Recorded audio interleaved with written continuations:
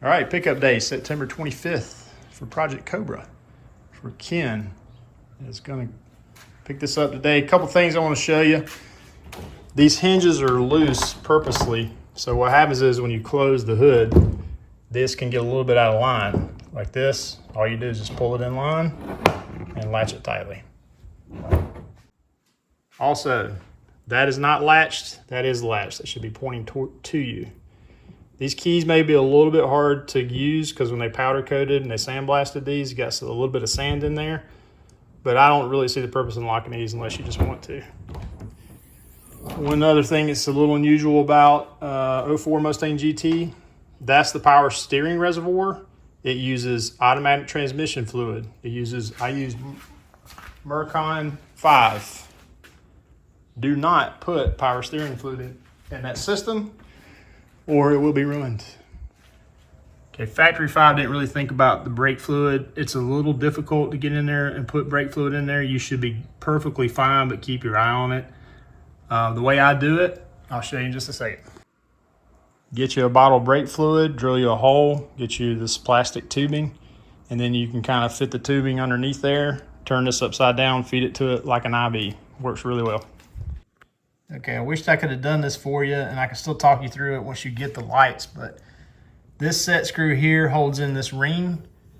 You undo this, it pops out, and there's a couple of screws that hold the light in. You should be able to pull it out and access the harness. Now, if not, you can take the front tire off. Maybe not take the front tire off, but turn it full left or right, and you can see there's the wiring harness and all the connectors right there. And do one light at a time. They are labeled to tell you what they are, but the best way to do it is one wire at a time, and so you get it right. Probably goes without saying, when you park the car, always use your handbrake, and then I always put it in gear as a backup. If you're going to store it for winter or a long time, or you're just parking somewhere you're just not feel safe, that's your battery cutoff switch. Once you flip that off, there's no power to the car at all. And you can pull that out and take it with you. Don't know if you ever need to, but jacking up the car can be a little difficult. First thing I use is this low profile jack, get it from Harbor Freight, and then you got the bigger one. Up front, you go underneath there to the round tubing. You jack up one side enough to get the bigger jack up in the middle of the car, and then you can center it on the cross tube. Same thing on the back. There's actually a nice little seat right there. See that square seat? You jack up the back a little bit, and then you're able to get the big jack under the gas tank, and then just on the other side of the lip of the differential, and you can jack up the back. And then you can put jack stands on the tubes on the left and right. Okay, like I mentioned in my text, it can be frustrating putting the fuel in because of the way the donor neck works down in there. I caulked this little hole because it's going to get in here. Gas will get in here no matter what. The best way to do it is to get the stream, hold the gas back about like my finger is, and aim for that hole. Then do very slowly, but take you a napkin, something from the paper towels from where you're getting gas, and hold it over while you're pumping gently. And then just, it's going to burp on you, but that'll keep it from splashing on the car. If it does, it's okay. It's not going to hurt the car, because this clear coat's solid. Another quick tip, when you have your registration in here, when you're going down the road, wind gets in there and it'll kind of blow out. So what I did is put it in a Ziploc bag with that wheel lock key, and then it keeps everything nice and tight. I would go ahead and put your emergency card for there's a little button underneath here. It's a little small button that if your fob's not working, you can pull that out and put the code in, and then this your fob will work. So what I do is I take the keys that go here and I put them right here. Just put them right underneath here. You'll never see it, and it's secure. All right, roll control.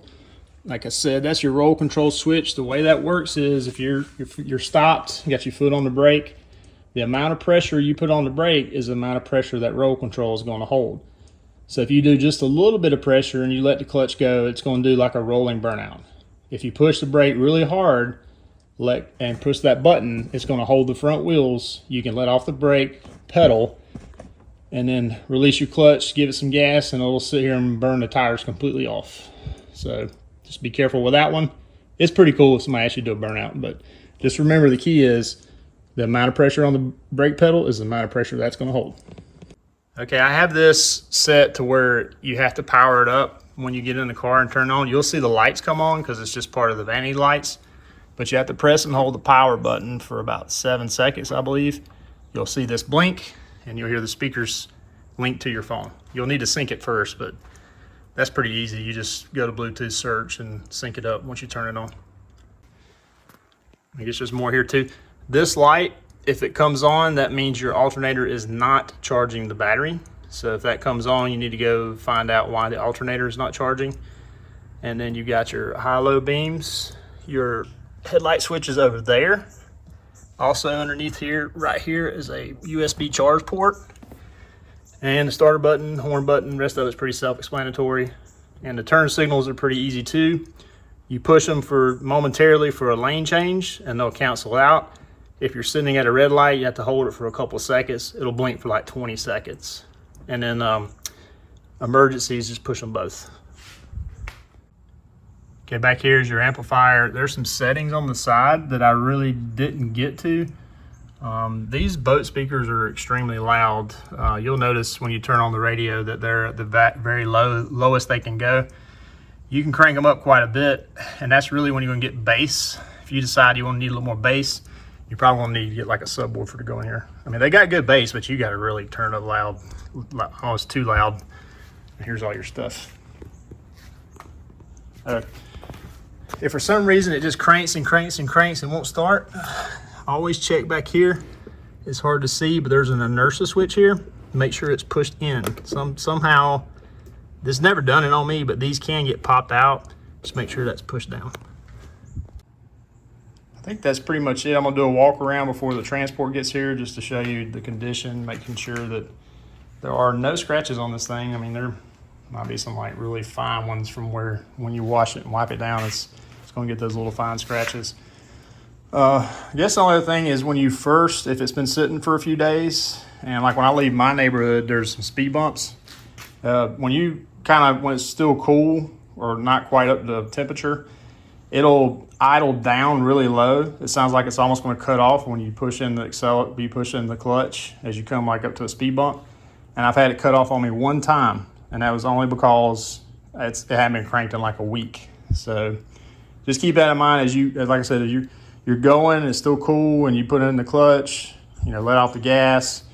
It's going to idle really, really low, but it should catch right up. That's just because of the induction that we have on this thing with that Edelbrock Victor Jr. It's getting so much air, the computer idles it down really low.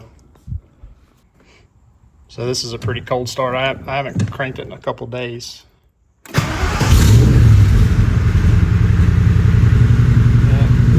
580. Let's back it out and get some video of it. Alright, here's the delivery walk around. She is spotless. There is a couple of rough spots here because it's hard to buff behind that tag holder.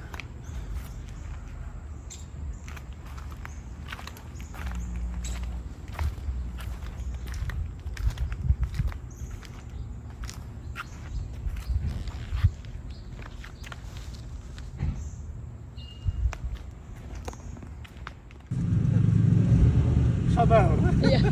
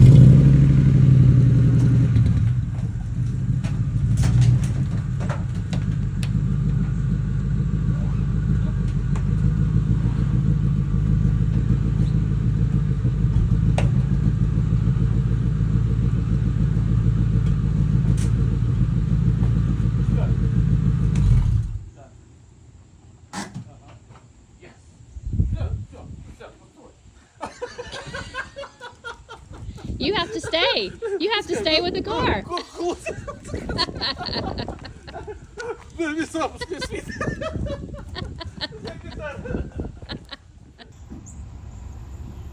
He's got it strapped in pretty good. He's got the axles here and he's got the front tubes strapped in up front.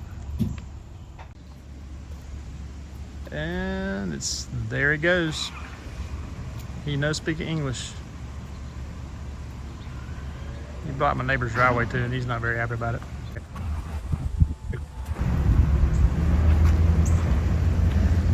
Bye, Project Cobra.